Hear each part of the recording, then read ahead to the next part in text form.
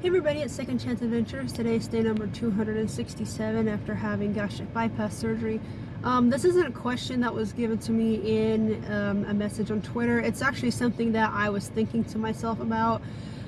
Basically, it's about how I see food now after surgery. Like, it's getting kind of close to a year after having that surgery.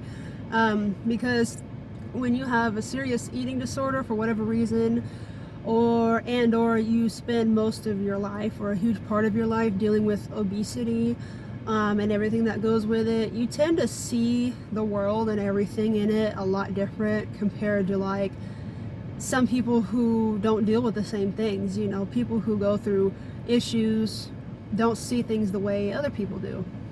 It's just how it is, you know. When it comes to food, like before surgery, I've mentioned this several times in videos, I used eating the wrong way. I used it as a coping mechanism for things like paranoia, really bad anxiety, personality issues, self-esteem issues, depression, having no social life, having really no friends, no true friends, and always being alone all the time. Always knowing that you're never anybody's pick, knowing that nobody ever takes time out of their time to check up on you unless they need something, you know, things like that. So I always used food to cope with that because it was like the one thing that never disappointed me, yet it was the one thing that was killing me and making life so much harder. It really was, and I knew it all the time. I always knew it, but it was one thing that I could use to kind of make myself feel better. You know, like when I left high school, that's when I really blew up, because right after high school, you know, I started working and I got a car, and you know, I wasn't married, had no children, had no like major debts, just a car and car insurance, phone, that's really it, gas put in the car, so it wasn't anything major. So a lot of times when I would be alone or I would have some money, what would I do? I would use it and leave late at night and go to a drive-through and go get something, or constantly drinking down on 52-ounce sodas from the gas stations, because there was one right across the street from where I lived. I could walk there if I wanted to. Or I would just, you know, have a really bad day, or somebody's really tearing me down, or somebody's going out of their way to make me feel like I'm not worth living, or do something to make me feel like I'm a nobody and I don't deserve to be around, and I would use food to cope with that. Instead of just dealing with my problems and finding solutions, I just took the shortcut and used food. I did. It's not healthy, because food is supposed to be something that's supposed to keep you alive, not your feelings. You know, food, not just food, but some people, you know, they use drugs, they use alcohol, porn, shopping, hoarding, whatever it might be. Even like criminal activities, whatever it might be, to cope with their feelings. And I think it's sad, and there's so many people in the world that have these issues, and a lot of times there are people who deal with it and nobody even knows about it, like not even close friends or family or whatever. They don't even know it, they don't realize it, or they're not really paying attention. And some people go years and years, decades doing these things, and then sometimes they end up throwing their life away, and I think it's really terrible, and I'm glad I was able to get that under control finally. Now again, I got the surgery at 29, and that's still young, but I just wish I was able to do it even a little sooner, or even from the beginning. But in the beginning it would have been too young, because I was still in elementary school. But I'm just glad I eventually got it done. Now, how I see it now, to be really honest, I'm kind of repulsed by the idea of eating now. It sounds weird, I know. Because when you go through that surgery, they literally cut your stomach. You know, if you have the sleeve, they leave it a bit longer. But if you have gastric bypass like I did, I just wanted the full-on thing. You know, they cut it to where it's really tiny, so like nothing can get in there. And that's the whole idea, so you don't really eat. And like the first 4 months after surgery, like everything that touches your mouth, oh man, oh, you just want to barf it up. At least from my experience and my mom's experience. Now some people do better than others, but mine and my mom's, even water made you want to throw up. Oh man, it was horrible. And it's for both of us, you know, like we went through this really big detox, and you could tell too, you really could tell it was a huge detox. you know, a lot of puking, you know, like urine would smell a lot stronger, I think, 'cause there's a lot of toxins and just junk coming out. Things like that. You go through a big detox and you get all that nasty, yucky stuff that your body does not need. And because of that, things like your nails improve and your skin looks a lot nicer. You know, I had really bad psoriasis and that cleared up so much. Like, I have like a tiny little patch left, that's it. But it was like on my legs, on my scalp, and things like that. I don't have it anymore. Once in a while it'd grow on my hands. No more. Right now, how I see food as something that's supposed to keep me alive, and that's it. It's at a point where, like, I really don't even think about it hardly anymore.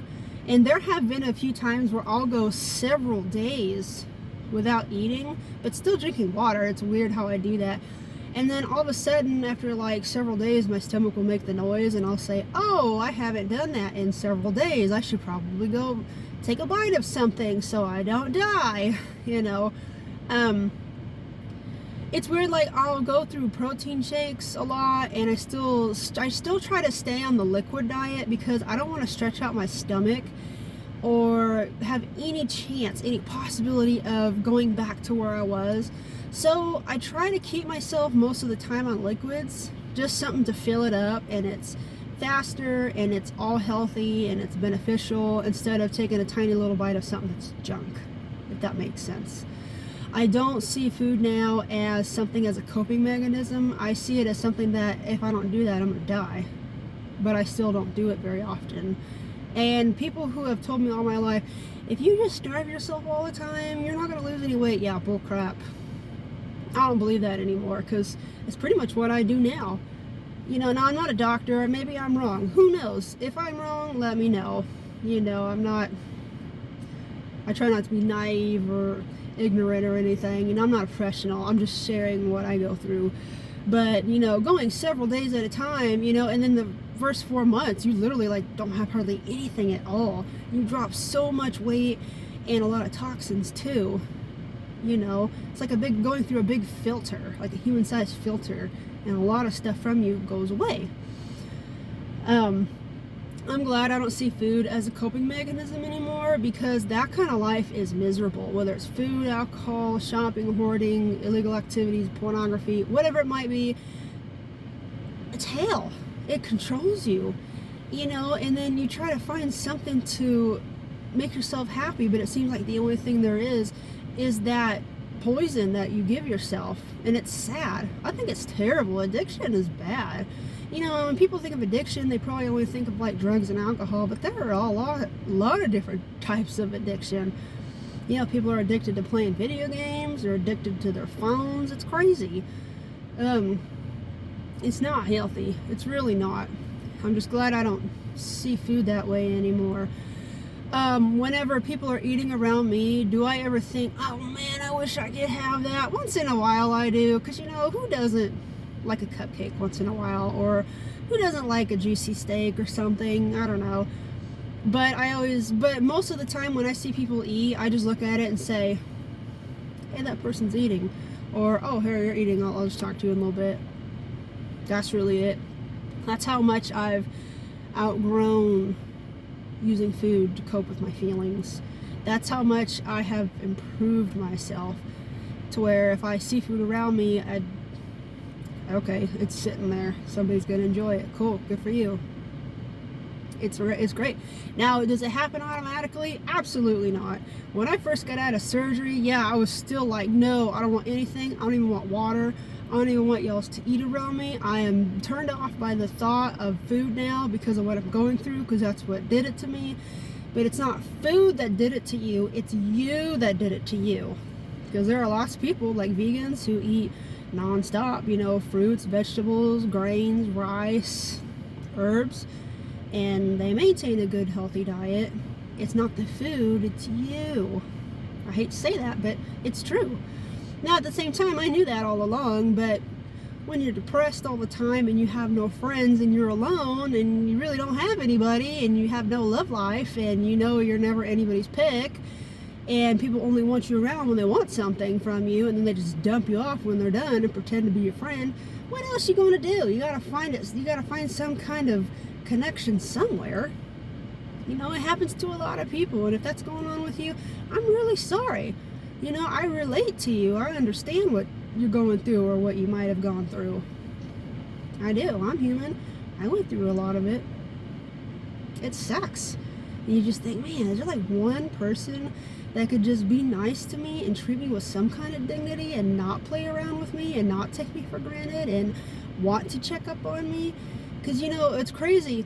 I've said this before and I'll say it again. We live in a world where people constantly complain on social media that people are fake and there's no loyalty. But then when you have people who are just look different because they're fat or they have a disability or whatever they might be, or there's something different from you, and you just say, ew, not that. But it's like, aren't you just complaining about that? If someone's willing to give you that, why are you throwing them away just because they're different than you? That's stupid. And a lot of it's because, you know, other people would make fun of you for hanging out with somebody who's different, or looks different, or talks different, or wears different clothes, or who's fat, or who's not as attractive. It's terrible. That's the world we live in, and it's stupid.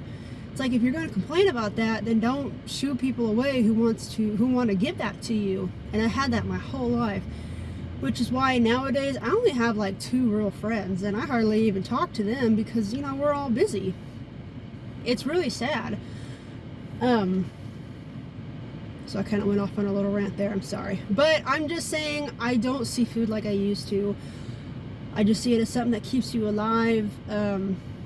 I wish I could go back and tell myself all this and just show that, yeah, one day it is going to get better. You know, it's hard to believe because you spend so long sad and in the dumps and, again, all by yourself. So you just get used to being in self-pity and self-destruction. Believe me, I know that. But if you want this surgery, go get it, because it will help. It'll help you in so many ways you don't even realize. I mean, come on. Go get that surgery if that's what you want. Don't let anybody stop you. If happiness and better health, better mental health, emotional health, opportunities to open up, if that's what you want, go get it and don't let people stop you, okay? So don't use food to cope with your feelings. And I know it's not the easiest thing in the world to do. It's not just going to go away at the snap of a finger. But it is something you can do. It's just really hard to do, and I know that. Believe me, I know. I spent my whole life doing it. So that was just to answer a question. Not really a question, but something that I was thinking to of myself, how I see food now. It's a lot of, when you go through a surgery, down the line, you have a lot of reflection. You have a lot of going back and thinking things over and like trying to rethink things and cope with things and deal with things and understand things differently now that things are changing, and I love it. So this can be you. Go get that surgery if that's what you want. Take care. Bye.